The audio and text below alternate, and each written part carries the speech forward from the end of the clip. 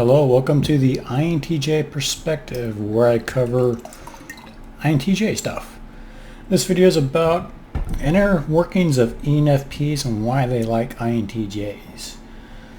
Just a heads up, it's the 4th of July here, so if you hear pops and bangs, those are fireworks, not gunfire. Kind of a somber 4th of July considering the curtailing of certain rights and incidents that may have happened elsewhere in the country. That being said, I like to think of 4th of July as a very positive celebration of humanist government. But this video is about a year ago. I did a video during the 4th of July and I had a few drinks and it was pretty enjoyable. About 2 years ago, I met an ENFP and it kind of sparked an interest in me. And I did a separate video about my opinions of ENFPs, and this video is just about the exploration why ENFPs like INTJs so much. You may find yourself as an INTJ and encounter this and trying to figure out why this is the case, what's the workings on it, and that's the nature of this video.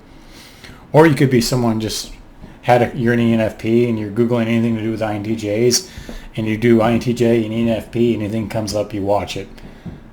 Either way, welcome.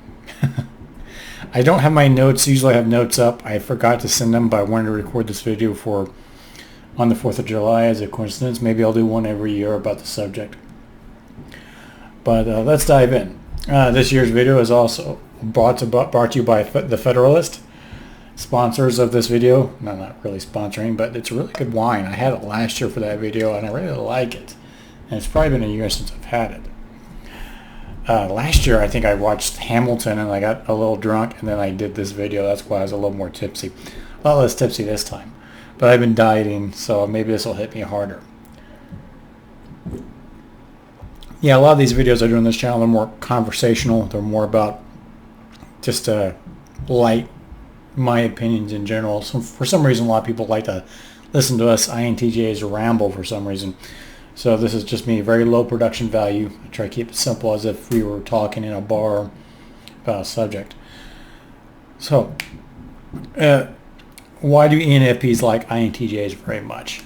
I think we kind of have to go back and break down some of the things, what we think of extraversion and what they are or not, what we think of intuition is and what sensing is, kind of reevaluate what we think they are. I've done some reflection on it, but I've also read Carl Jung's book on, he had it setting here, I lost it. Carl Jung, the book on typology, and I really enjoyed it and had some insights about it, not directly about this relationship, but I was able to extrapolate some of the things he said. One thing Switzerland's known for is clocks, chocolate, hiding Nazi gold, beautiful scenery, and psychologists. I did really like reading from Carl Jung. I recommend him if you're curious about the subject. But I read his book, so you don't have to. His book on the subject is really good, but the first half of it is kind of hard to read because he explores why he came to those conclusions. It delves in a lot of theology and history, which I'm pretty well versed in those subjects, so I was able to find my way through it, but some people won't. But the second half of the book is really brilliant. I really admire the writer. A lot of people consider his type to be INFJ, by the way. But he was the grandfather of MBTI. A lot of his concepts he coined, from extraversion to sensing and intuition. And he heavily influenced MBTI. He goes more into detail, which I really like, that MBTI doesn't. But that's another video altogether. So if you're an ENFP and you're watching this, you may squirm a little bit because it's kind of, it make more sense when I go into extroversion, but it's making an extrovert be introverted. And in the same kind of way an INTJ would squirm if you force them to be extroverted and go to a party and talk. It feels weird. So if you're watching this, don't try to fight that urge when you delve into what's going on and mechanisms of the ENFP. But if you're an INTJ trying to figure this out, what's going on with those swirly, weird ENFPs, hopefully this will help you. So diving right in. So extroversion, a lot of people think extroversion is either you're talkative or you're not. In many ways, that's the outward product of being extroverted, but it's not the root of it. Because you can find introverts, like a bunch of analytical INTPs, INTJs talking an extent, or weirdo INTJs like me with a YouTube channel talking a lot about subject. Doesn't mean they're talkative or not, or introverted. There's a correlation, but it's not exactly the same. And the very, very same thing, I know extroverts, once they get to work and they're doing something, they get focused on it and they're not very talkative. They're working on the task. So it's usually right to say the introvert's the guy at the party admiring a house plant in the corner and not talking to one. Generally that's true, but there is more there. Carl Jung described it as objective focus versus subjective focus. And we've lost a lot of that meaning in the modern world. We still use it in some ways. We don't use subjective, we use objective a lot. We'll say it a lot like, be objective, objectively speaking. And your opinion is too specific, be more objective. We still use that term, but in his use, the extraversion, introversion, extroverts were object-orientated, while introverts were subject-orientated. Now, objective thinking is easy to understand, I think. So you're focused on objects or the external world. And the characteristic of that is, hold on, let me get a drink to let me catch up my thoughts. So you're focused externally, and Carl Jung, undoubtedly influenced by Charles Darwin at the time, he kind of likened it to a survival mechanism. Extroverts or objective thinkers try to, the scientific term is fecundity, trying to reproduce. If you die, you just reproduce many more of yourself. That way, if your offspring die, you lose one child, you got 30 or 40 children. That's how you survive. You see this in the animal kingdom with weeds. I wouldn't describe any ENFP as a weed, but maybe a cute, adorable bunny rabbit's a better analogy. But anyways, breed like bunny rabbits, and that's what extroverts are doing. Objective people, they try to find themselves in others. It's almost like they see themselves in other people. And in many ways, they're learning about themselves by examining others, externally focused on the object. And whether it's a painting or a person or reading books, it's very much outside. Now, the introvert, the subjective way of thinking is a little different. Using the animal kingdom analogy, it's instead of duplicating, they become much more fierce. They get claws and they get armor and they get super sharp focus, binocular vision, as they call it. So you have depth perception. Side note, that's how you know a predator from a prey. Prey will have their eyes on the outside, like cows. Predators have their eyes in the front so they can have depth perception. Same thing with their ears. Like wolves, they'll go forward. And that's how you know they're predators. But anyway, introverts, that's the idea, is introverts, they view the outside as a corruption. What they already feel about themselves is really good, and they have to protect it with walls, or in this case, claws and fangs. And many of you may have noticed that's why introverts and INTJs in particular appear to be so intense. That's an intensity, that's where it comes from. So that's what Carl Jung called subjective way of looking at it. And if you explore this more, objective and subjective, it's a ways of looking at the world. As subjective people have their own opinions, and that's why it's so interesting to talk to people, hopefully me too, when you watch my videos, is that when they're subjective, they seem like they have this really unique view of the world. It's their very own. It's very subjective. But the objective is much more like everyone else. You kind of get influenced by the rest of the world and you homogenize. You become like a lot of other people. Subjective people don't do that. We clump together in these clunky little isolated islands on our own. No man is an island of himself, apparently. But there's another way of looking at it too. In the art world, for example, objective artists, for example, they do like painting. Objective painting, extroverted painting, they'll paint or draw things exactly the way they were, what they call photorealistic painting. And that's one way you can tell if someone's extroverted is you look at their art, and if that's how it is, it's very detailed. They could be extroverted in that sense. because they're externally focused. However, an introvert or a subjective artist, it'd be more abstract. So, for example, Monet or Van Gogh, they're very much subjective, and they look at the world, they look at a flower or a cityscape or an horizon in their own very special way that no one ever seen them before, and that's why that's so valued, is that they give you their view of the world that no one else has ever seen before, and that's what's so amazing. In many ways, I think modern times you see a lot less painting and art being photorealistic because we have cameras that can do this for us and videos. So art is much more subjective in our modern day. If you go back in time, there's a certain peak where they get very objective or extroverted. Nowadays in modernity, you have technology where you can be super 100% accurate, objectively speaking, with photographs and videos, and art is relegated to the subjective or the introverted.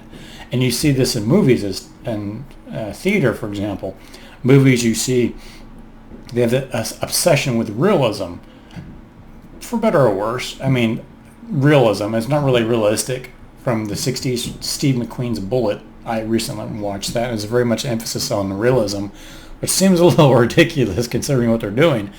To modern things, about 10 years ago, we had an obsession with reality TV. I guess we might still, or even YouTube creators, for example.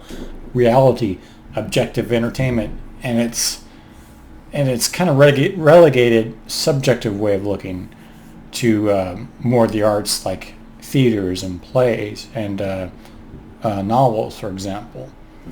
And I think it's also interesting. I had something to say. Give me a drink to catch up my thoughts. I don't have my notes to keep me going.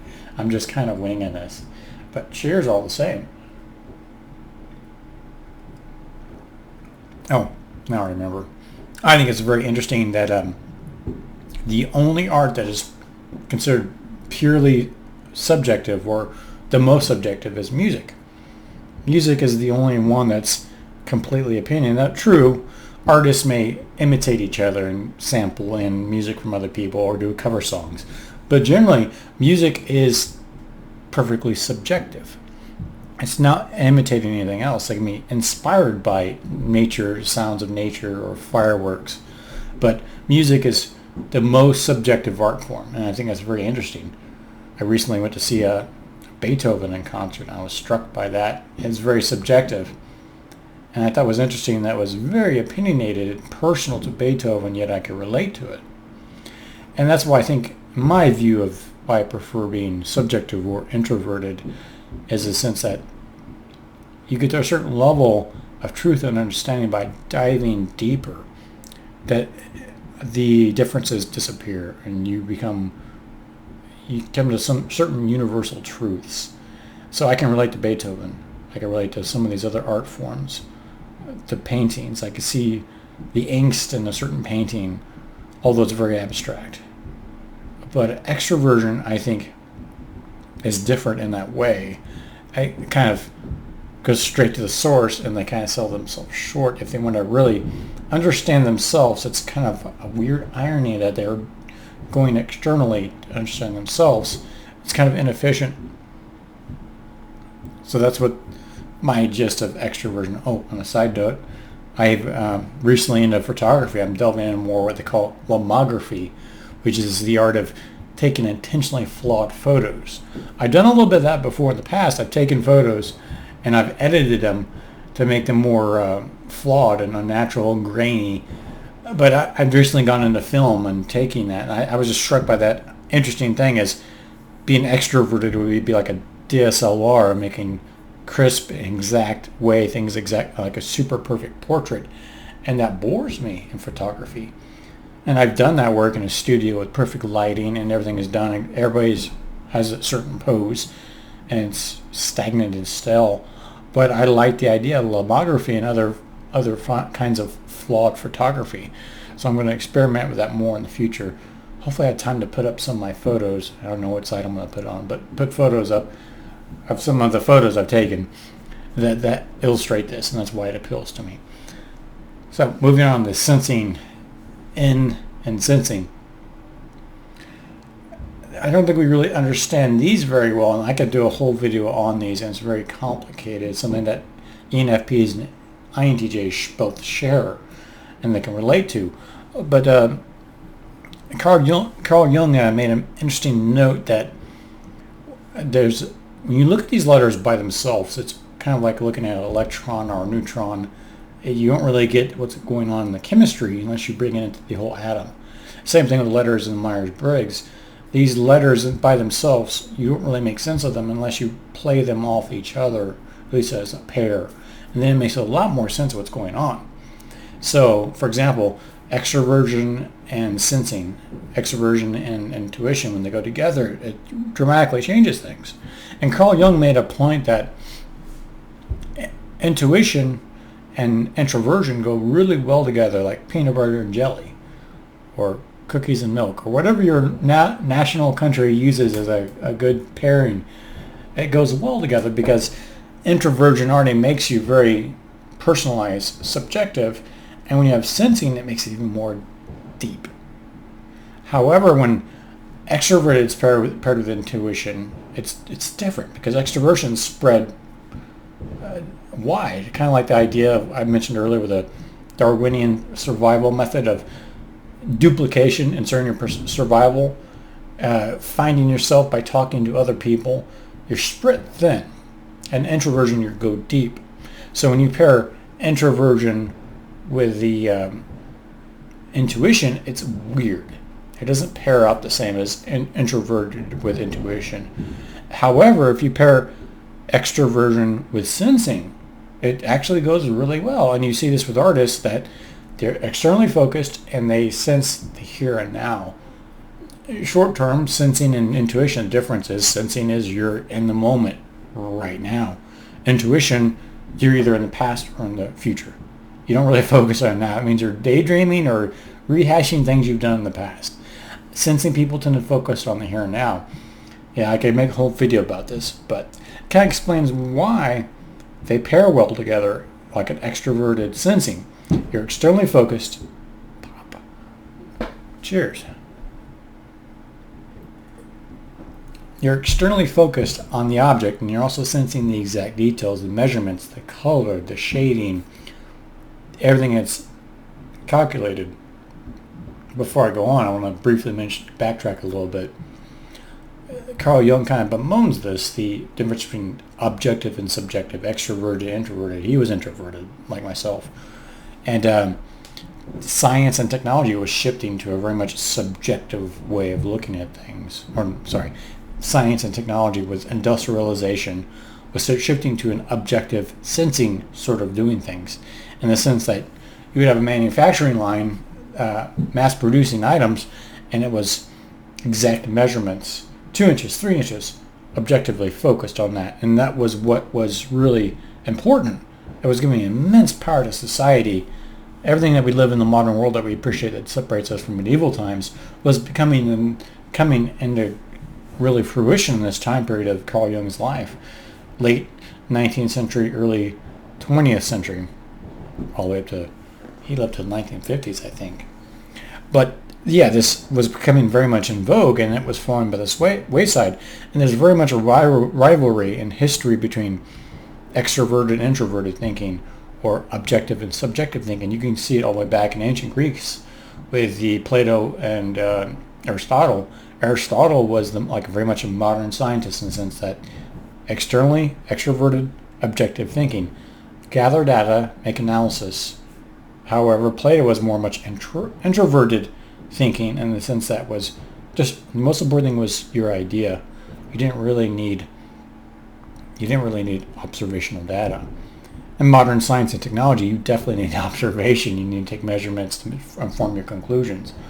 But in many ways, I think Plato's outlived his works have outlived Aristotle in a lot of ways. But there's definitely a rivalry, and Carl Jung bemoaned this because it was like a losing battle, and he's aware of his way of older kind of religious way of looking at the world being subjective, was kind of losing out to modern technology. And I kind of appreciate that. And Carl Jung also made mention that there's a persistent rivalry between sensing and intuition. It's almost as if sensing people can they think of only one way of being right, either being more sensing or less sensing. Same thing with intuitive people. You either can look at the big picture or you can't. And if you can't, you must be an imbecile. If you're sensing, if you miss the details, keep your eye on the ball, attention to detail. If you can't do that, you're incompetent. You're not different, you're just incompetent. So there's always a rivalry between these two types. And that's why I tell people, like, the most important thing if you want to click with someone is if you're sensing or intuitive, if you're the same there or not different. But that, I digress in my digression. But yeah, so the second letter, intuition and sensing, I could go on and on. I should make a video about that because there's a lot of people that have trouble understanding this. But it's how they play with each other that's important for this video. Is that extroverts usually pair well with sensing, and vice versa, or the converse would be introverts pair well with an intuition. When you get an introvert who's sensing, it's a little weird too, because you see that with I got a lot of auto mechanic friends, and what they do is they see a problem externally, go internally, figure it out, goes external, and it's that weird loop that's always going. It seems very inefficient, and a lot of times they miss the big picture because of the inefficiency, because they're introverted sensing. And that being said, the alternative would be extraverted intuition. And Carl Jung specifically mentions this. There's a weird thing that happens with that when you're extraverted intuition, whether it be logical or emotional, because there's that weirdness to it, because you're externally focused, objective, but looking at the big picture, or future orientated and past orientated. It doesn't work that way, because you're the future is very much a mind thing. It's very subjective, but the present is very much external. So he noticed that when people were EN types, or extroverted intuition, is that they always have this kind of wanderlust, that they have this drive to find new things, and when they find it, they get bored with it once it's figured out really quickly. So if someone is simple, like if, let's say, an ENFP is dating someone who's very simple, they're just, let's say, for example, they're introverted, but they're just sensing. So they have a bit of depth, but it doesn't go very far because it's not intuition. It kind of mellows out because it's IS. So they might be initially attracted to this person, but once they figure them out very quickly, because they can figure things out because they have that intuition, they get bored. So they go through life, and I think it's a very tragic thing, and that they always have this endless, like a Sisyphus curse, that they're always pushing that boulder up the hill, but they're never can accomplish what they want because of that urge to find themselves. But they always find externally, they rule out things that are nothing like them using intuition. So they're always going forth and never being satisfied. That's why I think when they find introverts in general, it's harder to figure them out, so they're more enticed. However, not all introverts are the same. Like I said, they could be sensing, and then it takes them a little bit to figure out. There's a funny SNL skit that talks about this, but it's a whole other video. But yeah, you get this quiet types, and you think, oh, you're really smart. There's lots of depth, and you really start to talk to him. He's like, this guy's an idiot. He's just quiet. And there are types like that, and that's when the ENFP would get bored. But ENFP finds someone like an INTJ, like introverted with intuition. There's a lot of depth there, because when you're already introverted, you got depth, and intuition, you look at the big picture. So it's like a person contains multitudes. To quote Walt Whitman, we have a lot of depth in ourselves if we want to create it, if we choose to, if we turn inwardly. I think INTJs really believe this. So that would leave a lot of the introverted intuition types. There's a lot of those INTPs, for example, INFPs. But what makes them like INTJs more? There's an obvious correlation, and for this I'll use an analogy, which INTJs are wont to do. We use a lot of analogies cleverly, I hope. But we use analogies pretty well, and for this, a lot of ancient mythologies and religions, they use cave mythologies. In fact, ancient Egyptians, they revered the snake because it could go underground and above ground, back and forth. So it had knowledge of both the above world and the underworld, and that mortals never had. So they kind of had respect for snakes, which is not common of the Judeo-Christian Western way of looking at things. We kind of abhor snakes. But that being said, I'm going to use an underground cave analogy to explain this. So it's like you have a city and a town. In the town, you have all the extroverts. You have all these ESTPs running around, ESTJs doing their work, and you have maybe an ENTP. Since they're extroverted, they live above ground and socializing in the city, and they never really go to depth to understand things. They may understand the politics of the city and how the city works, but they don't really know the deeper meaning of why the city is there or the secret passages. However, there's a city beneath the city, the underground. That's where the introverts are. Or the introverts are kind of like snakes. Or Morlocks. There are a lot of analogies with caves and underground stuff and philosophy in particular. I'm thinking of Plato's famous allegory of the cave here. Well, I'll use mine where all the introverts are underneath the city. And we understand how things work. We know the sewer system. We know the utilities, the pipes. We know in the palace chambers there's a tunnel that goes underneath and it goes to the brothel, for example. We know why it's there. We know who takes it because we know the underworkings of the city. We're introverted. Now in the ISTP, for example, they don't really ever go that deep. They kind of just go down the manhole or the first cave and they stay there and they do their work and then that's it. They go back up and they report to their boss or whoever. But intuitive types, they go deeper. However, like someone like an INTP, for example, they do go deeper, and they're analytical, but they could figure out the tunnels and networks if they wanted to, but they don't. INTPs, for example, they stand at the crossroads, and since they're not as decisive as their J types, they just sit there at the crossroads and they don't go any further. They're just stuck and they're content there because they'd rather analyze all the pathways.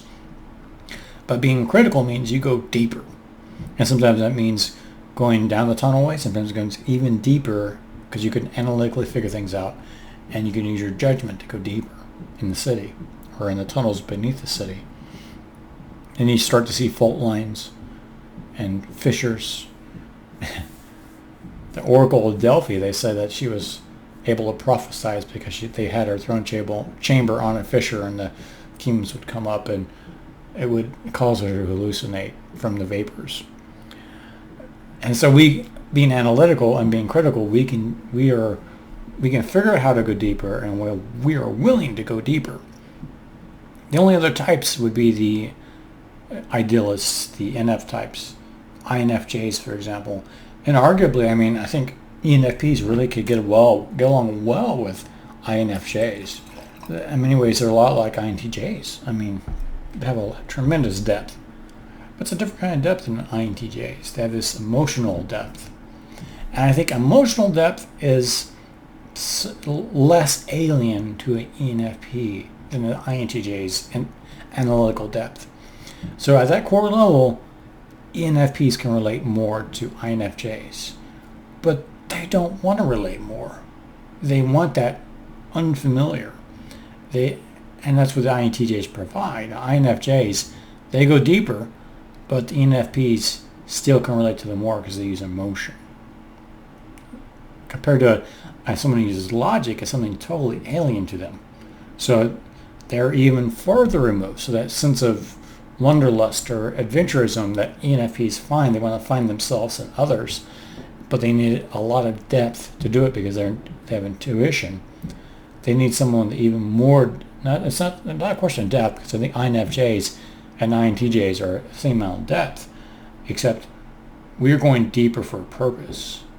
But INFJs are getting lost in that depth of the caverns, catacombs. There's a lot of underground analogies you can use here. Batman is in his own cave. That's another side point. But yeah, that's why I think ENFPs, if you were to pick out all the types. They like INTJs just because they always have that need to find themselves. And if they find themselves too early, they get bored with it. Either they realize that person is not like them, and they move on, or realize they're like me, and then they get bored and they want to find themselves. So they want to be on a treadmill.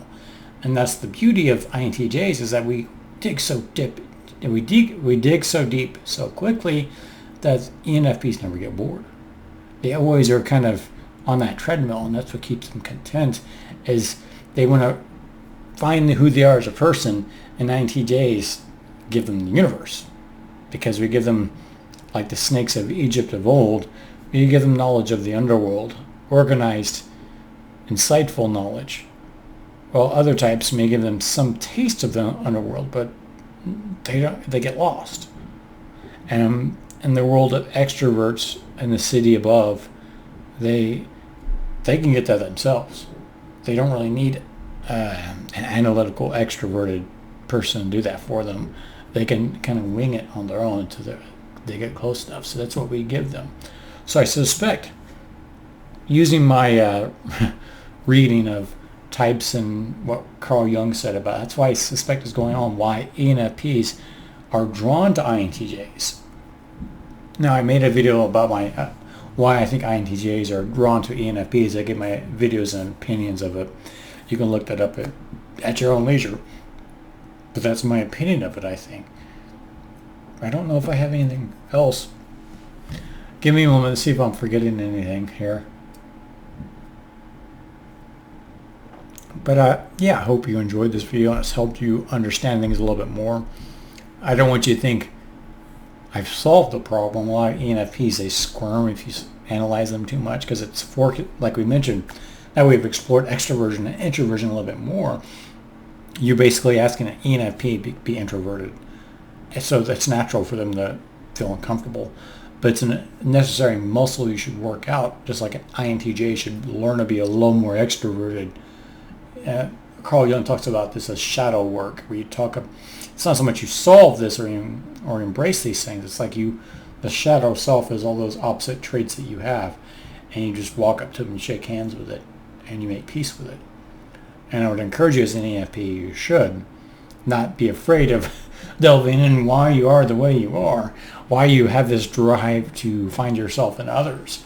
Because it's like a tragic thing if you stop and think about it. Why is someone not content with themselves? Like an introverted INTJ, you could lock in a room and I'd be all right. And then I think probably of all the types, INTJs are probably the most content with being self-confinement and in prison.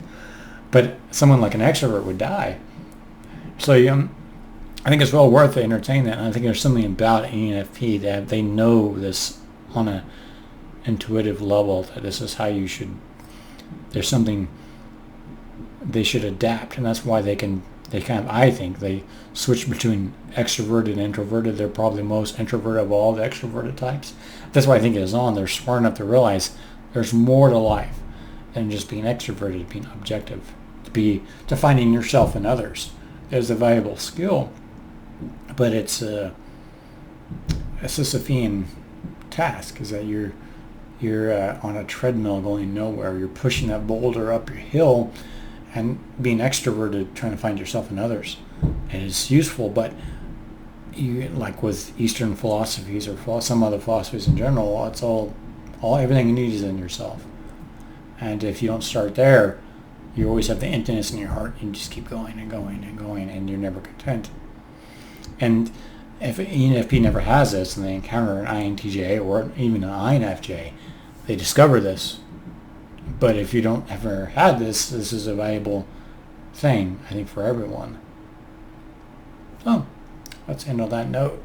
Yeah, I hope you enjoyed this video. I hope you enjoyed my rambling and my low production value. I did it without notes. I just kind of rambled it. When I go on my jogs, I was thinking about this and what I would say. I'm sure I forgot things. But maybe I'll do a video about, I need to do a video about intuition and sensing, because I think a lot of people don't really get it. Generally, if you're curious and you're looking at things, you're probably intuitive. But if you're sensing people tend to be more direct. But yeah. I wish you the best on this 4th of July. Despite how bad the world may look at times, it's getting better. It's like a pendulum. We may backtrack sometimes, but there's a pendulum swings. And it's a progress going forward.